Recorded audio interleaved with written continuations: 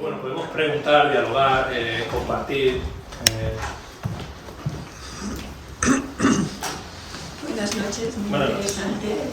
Muchas gracias por acércate más. ¿Piensa usted que la inteligencia artificial puede ser una herramienta para destruir la creatividad? Ya que tenemos todo hecho sin ningún esfuerzo, lógicamente. A ver, es un riesgo que se puede dar, ¿no?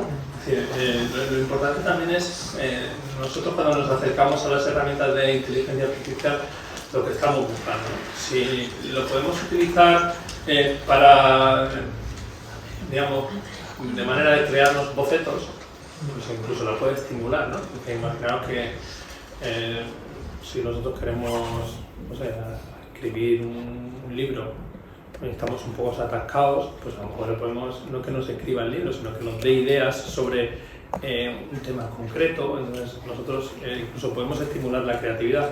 Ahora, si nosotros dejamos en manos de la inteligencia artificial el proceso creativo, efectivamente al final no hace falta que pensemos, ya tenemos quien piense por nosotros.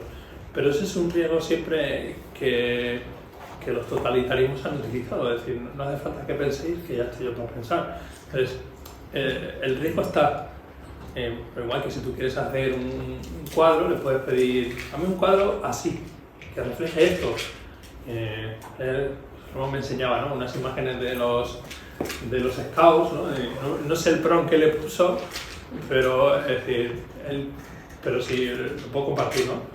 Él me enseñó unas imágenes ayer que había hecho de los scouts, entonces me imagino que le había puesto un grupo de scouts alrededor de una hoguera donde salga una cruz, ¿no?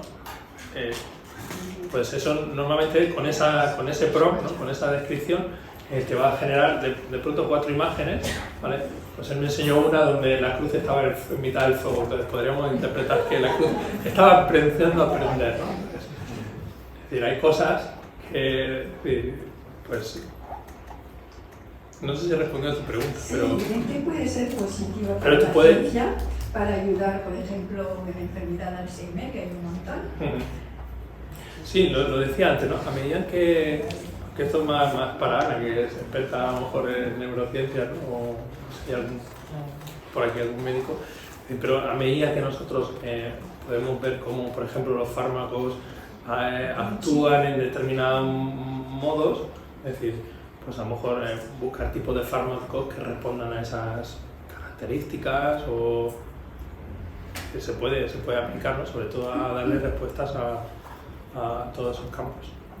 El miércoles fui a buscar una señora para ir a poner la señita que tiene 93 años y nos vamos y le dice, prende la luz para los gatos, Lucía. Y digo, ¿dónde están ahí?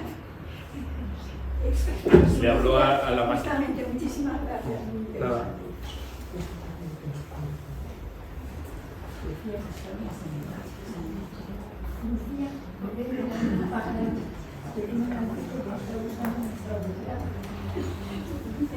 Hola, durante la intervención has utilizado la palabra, muy a menudo la palabra nosotros, en referencia a los humanos, en oposición a la primera posición. La cuestión es quiénes somos nosotros, es decir, quién es ese nosotros. Al principio de la conversación con la máquina, se le preguntaba quién tiene por conciencia y algo así, creo recordar que decía, tenemos los valores y la moral de los que nos crean, algo así. Claro, la pregunta es, cuando hablamos de nosotros, la humanidad, no es exactamente así, porque quien maneja, quien programa la inteligencia artificial son personas concretas y además que no están controladas por nadie, porque son empresas privadas, y por tanto las cuestiones prácticas está claro, pero los conceptos morales, los conceptos éticos los marcarán quien lo cree, y esa es la cuestión. ¿Quién es ese nosotros a la hora de...? Es una cuestión compleja, ¿no? Pero es sin entrar en política, pero es decir, hay grupos de poder, ¿no? que invierten también, ¿no?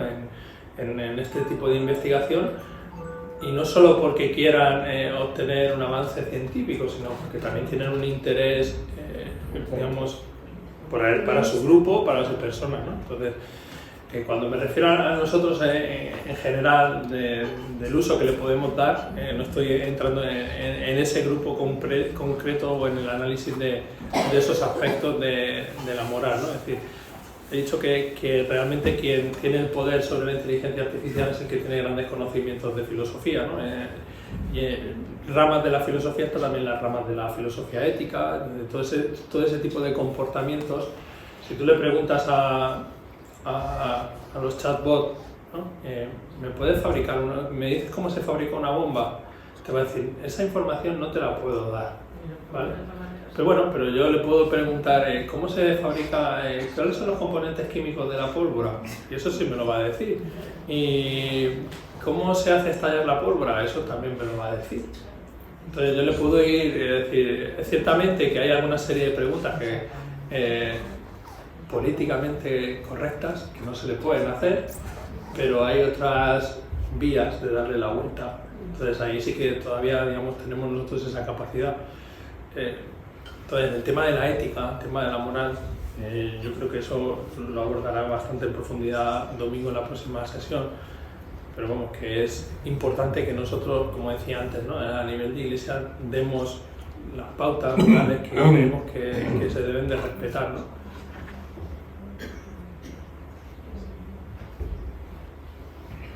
La memoria...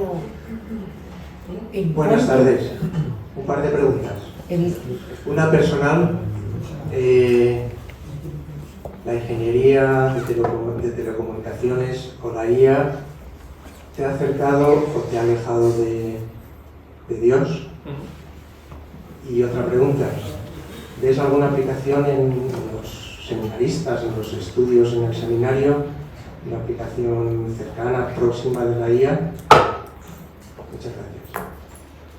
Bueno, a nivel personal, la relación fe-ciencia nunca me ha supuesto un gran problema personal, ¿no? Es decir,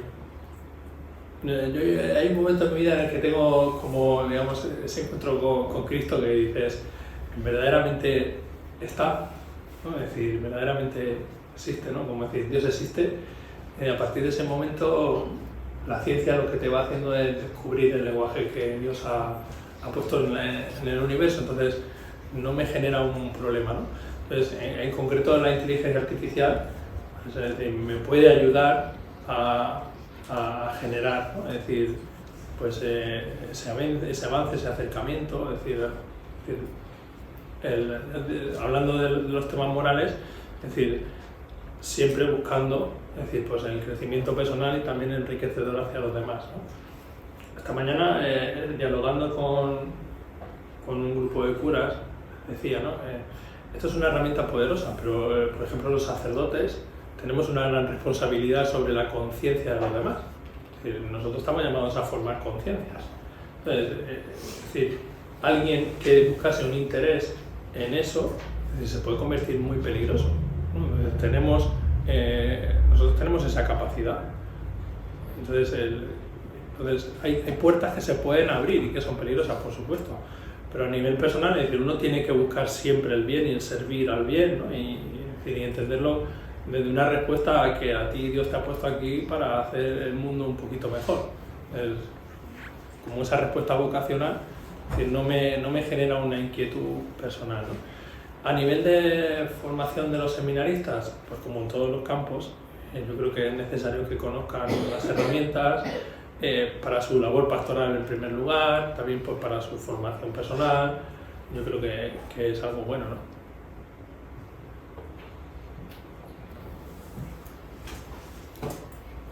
Buenas tardes. Buenas tardes. Me gustaría hacer unas reflexiones para ver la especie de sugiere y si en algún momento usted me dice que vale, pues yo vale. Respecto a la definición de inteligencia, hay tantas como autores. Entonces, uno de los elementos que yo he hecho en falta es la capacidad de agencia para tener inteligencia. Una persona, o sea, un ente sin agencia, ¿no? En mi opinión, no tendría inteligencia, sería un simple mecanismo. Entonces, usted, con su naturaleza de pertenecer a la Iglesia y su fe, entiendo que la agencia usted la percibe como libre albedrío.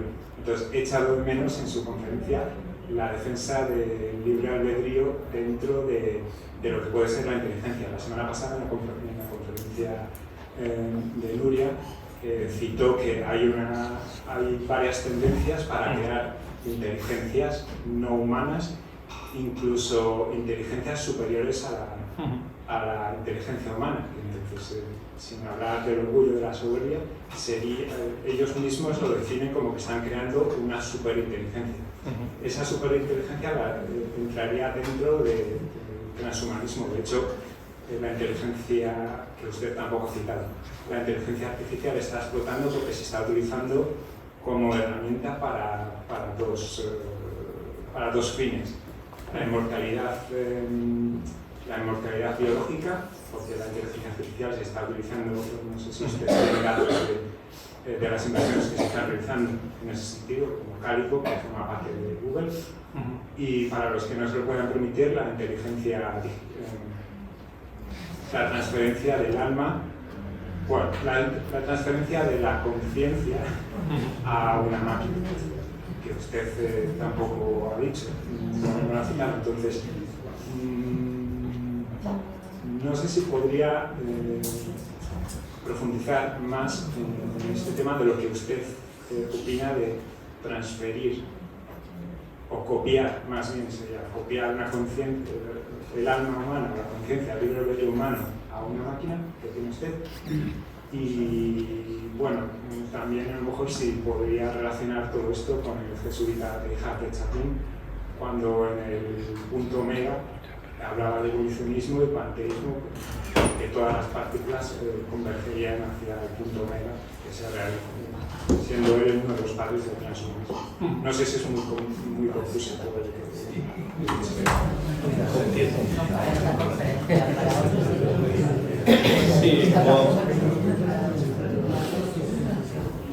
Sí, bueno, tampoco creo que era la finalidad de la charla, ¿no? Entrar dentro de ese tema. Sí que es cierto que, sobre todo, ¿no? en el tema de generar una inteligencia transhumana, suprahumana, es decir, poshumana incluso, ¿no? Es decir, podemos utilizar distintos términos, ya entramos en el campo de la filosofía, ¿no? Y en ese sentido, yo creo que sí que es importante, ¿no? Es decir, que demos una respuesta. Bajo mi punto de vista, es decir, nosotros tenemos una inteligencia que responde desde la perspectiva del humanismo cristiano, que somos imagen de Dios. Entonces, nuestra inteligencia quiere reflejar la imagen que se nos ha dado por parte de Dios. Y el hecho del aspecto del libre albedrío y la libertad, para nosotros es, fundamental. De hecho, yo llego a entender, ¿no? Es decir, el ateísmo como una postura de posible, una muestra, ¿no? Un aspecto a tener en cuenta de manera positiva para la existencia de Dios, tanto en cuanto que tenemos un Dios que nos permite negarlo. Y ahí entramos ya en el campo de las libertades, en el campo de la persona, en el campo de la filosofía, de que la persona, pues yo creo que no estamos a día de hoy en disposición de pensar que eso va a llegar, simplemente porque creo que no responde al ser humano, ¿no? Hay una película sobre inteligencia artificial, ¿no? que entra en ese campo, ¿no? Es no sé si la has visto, de Creator. Entonces, bueno, hay un momento en un diálogo, ¿no? El protagonista pierde a su mujer que está embarazada por una guerra, ¿no? Entre los cyborgs y la humanidad.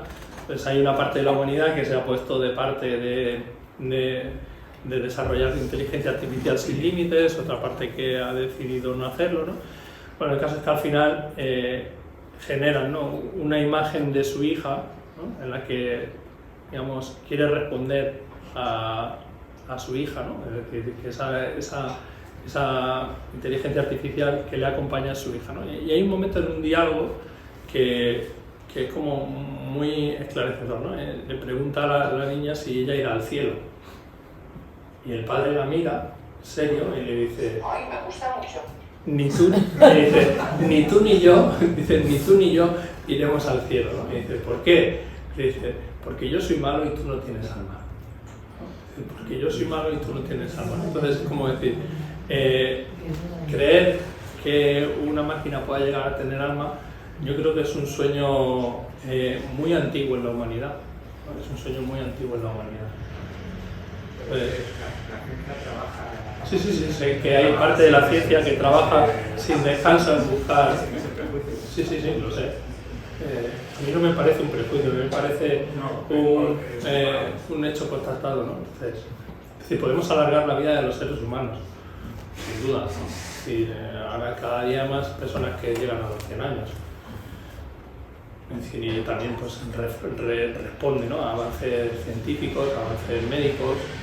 También esas personas han vivido una determinada época de la historia que les ha llevado a poder alargar la vida de esa manera. ¿Podremos alargar la vida eternamente en la Tierra? Creo que no. Pero, sí, porque al final uno puede tener un accidente,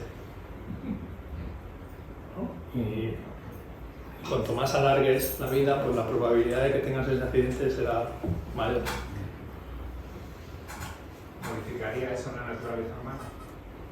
No. O sea, digo, yo creo que tiene finitud, al menos en este mundo.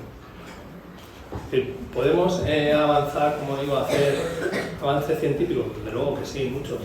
Bueno, que hay médicos y hay otros que podrían dar otra opinión, pero creo que no llegaremos a eso. Sí, porque no responde al ser. Yo sé que mi postura también tiene detrás una mentalidad filosófica determinada, ¿no? Y una ontología, pero...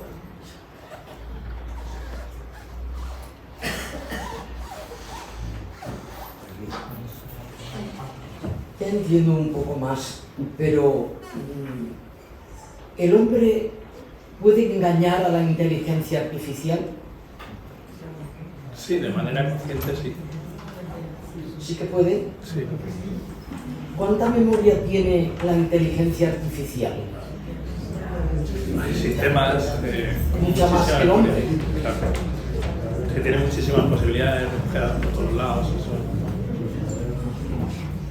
Pues eso puede ser muy malo para nosotros. También muy bueno.